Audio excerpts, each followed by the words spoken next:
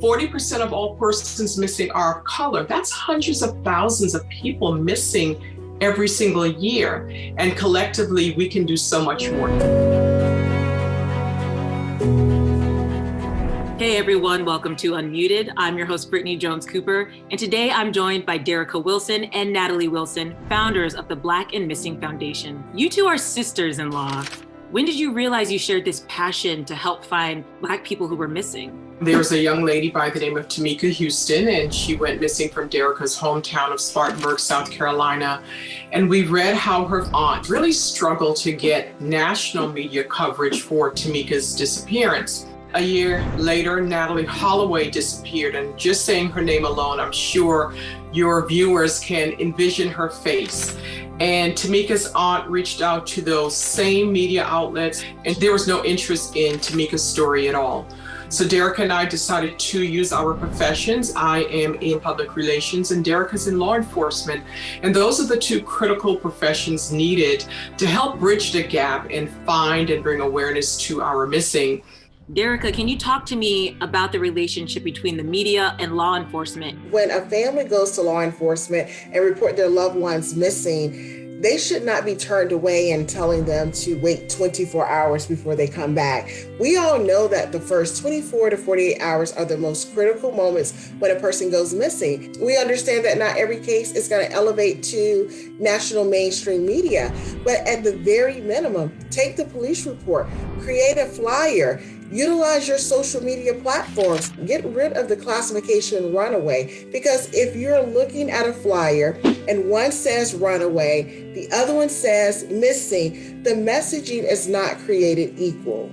I just really feel that with law enforcement in general, more training is definitely needed in handling these cases.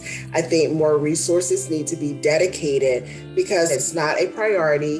And when you look at these police departments across the country, they're handling hundreds of cases, and it may only be 2 or 3 detectives assigned to that unit. Have you found in your work that Black women are more often labeled as runaways?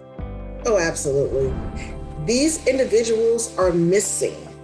And if they are running away, which we don't utilize that term and that classification with our organization, we need to understand what are they running from and who are they running to?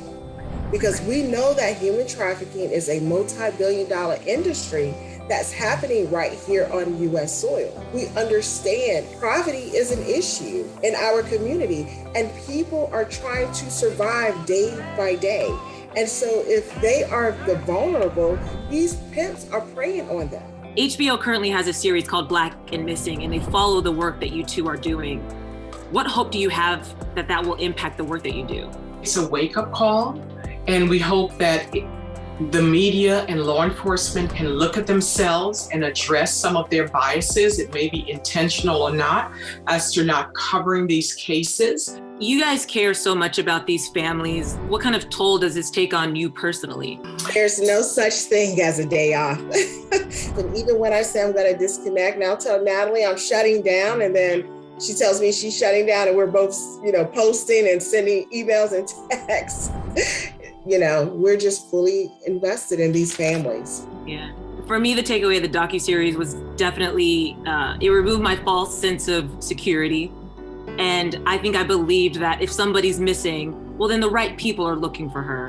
And that's not always the case. So I want to thank you guys for the work that you're doing every single day and encouraging all of us to be more active in our communities. What we're doing is tough, but when we get those cases where it says found, we were able to locate someone, it just makes us smile. We can't give up on these families because, we're all that they have.